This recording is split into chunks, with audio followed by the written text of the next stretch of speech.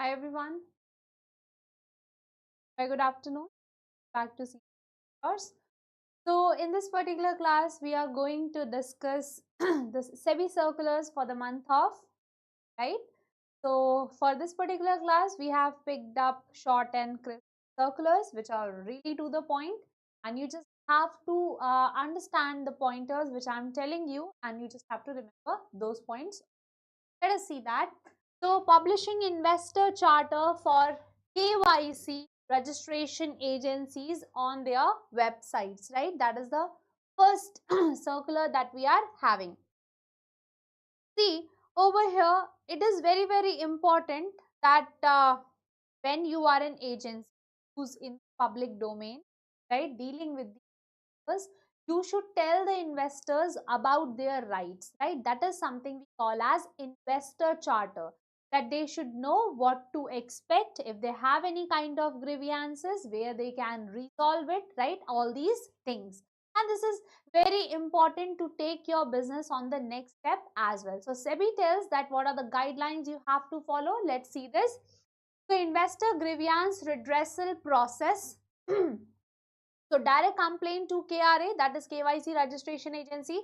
Investor can call the helpline numbers, visit the website to find the email ID, contact details of the redressal officer or compliance officer, can lodge the complaint by sending email to the grievance ID, sending a physical letter, right? And KRA has to respond within 21 days by email or letter after verifying the complaint. If you see this, this is a valid requirement that has been imposed by the SEBI, right? If you are doing the KYC analysis, investor can have different kind of grievances, and if they write to you, you have to what you can say, give a response on this within 21 days by email or letter.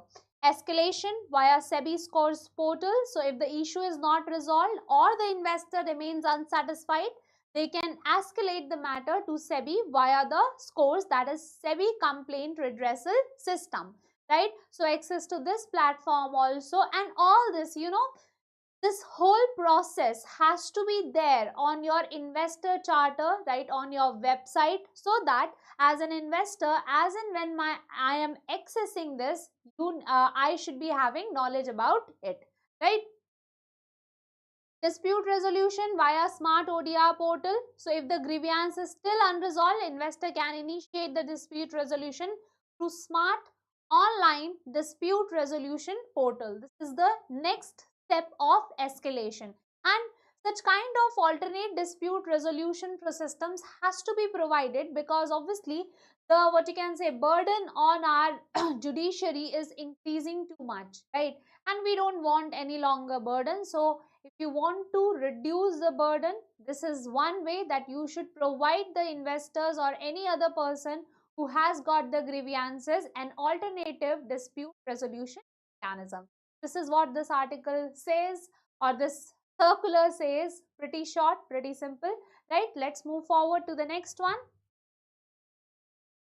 That is disclosure by infrastructure investment trust and the real estate investment trust. Now over here, I'd like to tell you one more point. Hear me out very carefully. See, first of all, for all those who do not understand what do we mean by REITs or INVITs, right? First, we'll understand that. See, what happens is, I am a small investor, right? And I just have 2 lakh rupees, right? But I know that the real estate sector is booming right now, right? It is booming. And I want to invest in the real estate sector. That means commercial properties, residential properties. Here I want to invest because the return is too great. But the problem is, with the amount I am having, I cannot invest in the properties directly, because I'll get nothing in 2 lakh rupees. So the better thing is that why don't I invest in a fund or a trust who will take my money as well as money from various other investors and invest that money in a residential property or a real estate property, a commercial property you can say. So this trust or fund has taken 2 lakh rupees, let's say some 3 lakh rupees, from some 4 lakh rupees, right? So this is how they have taken the money and invested the money in the property. So great, right? Now through this mechanism, I'll get the returns which is normally a person gets on real estate sector. Same goes for the infrastructure also. When I'm saying the infrastructure, I'm talking about roads, I'm talking about highways, I'm talking about the power infrastructure, right?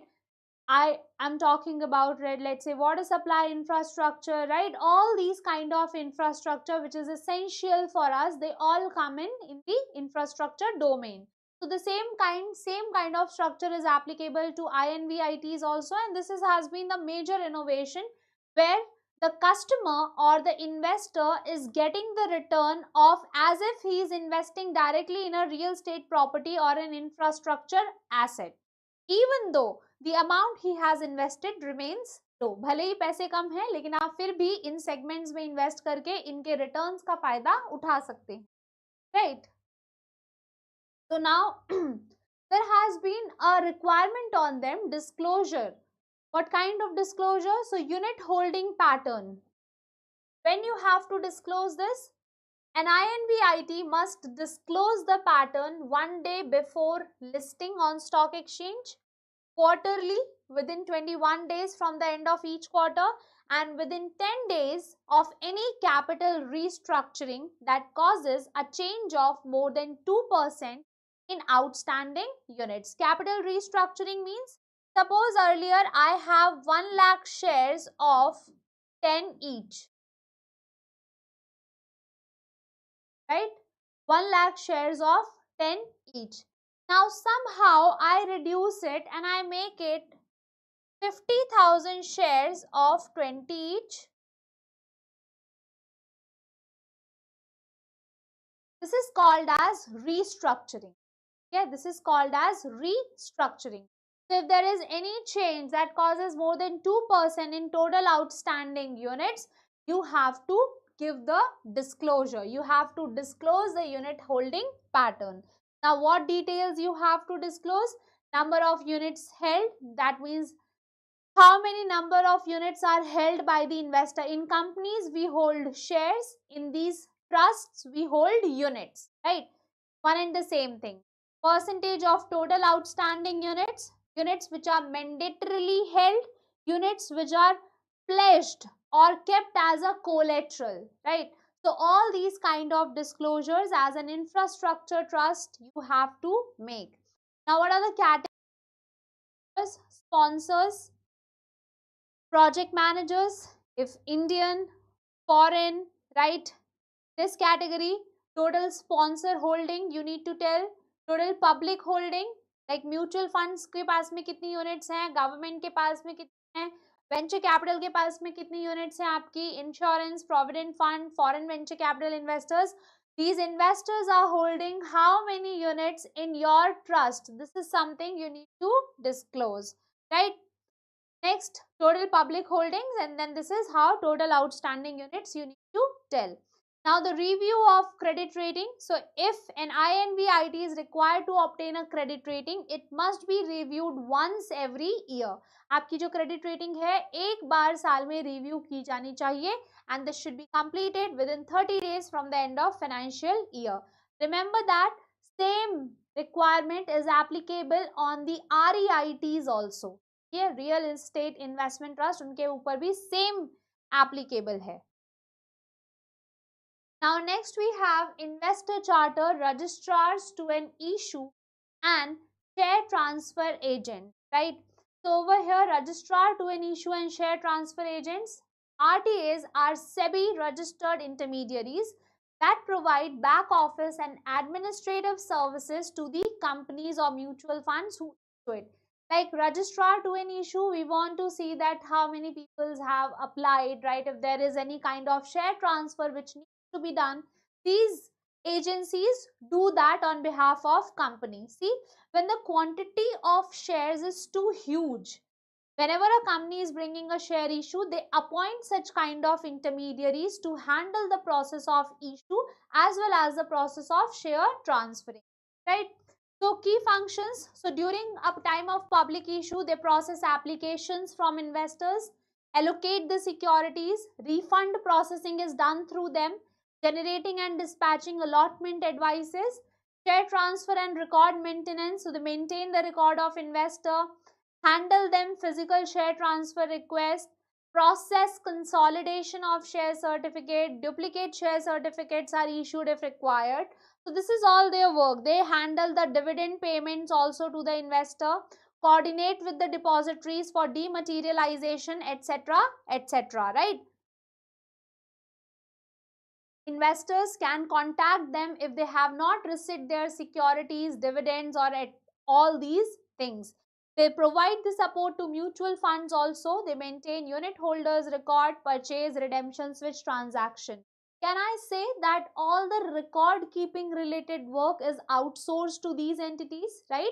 हम जितना भी हमारा record keeping का काम होता है इनको दे देते हैं, because obviously we are not talking about 1 lakh shares, 2 lakh shares. We are talking in crores, right? Number of shares.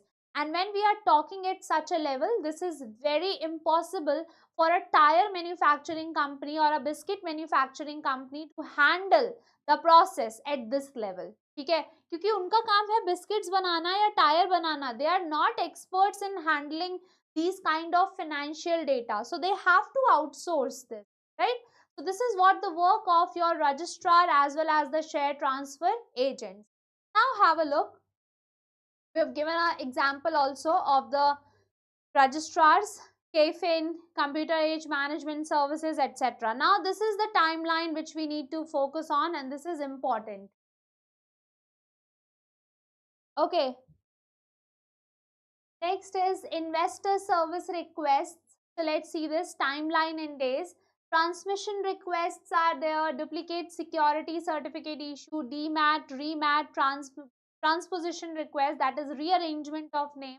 What you have to remember over here is that timeline has to be like this, right? 21 days, 30 days, 15 days, 30 days, and 15 days, right? So over here, updation request, if there is a name related updation request, 30 days it has to be done. Signature, 30 days. Nomination updation within 30 days. Contact details has to be updated within 15 days, right? Bank account details 15 din mein. PAN updation has to be in 15 days. If there is any request related to revalidation of dividend redemption instrument, has to be done within 15 days. And there are some limits on grievance redressal. So investors query needs to be responded within 21 days. Other operational activities like IPO allotment 6 days, email communication within 50 days, and the physical communication within 30 days. So this was the SEBI circulars that I wanted to discuss today. Thank you so much for joining in for today.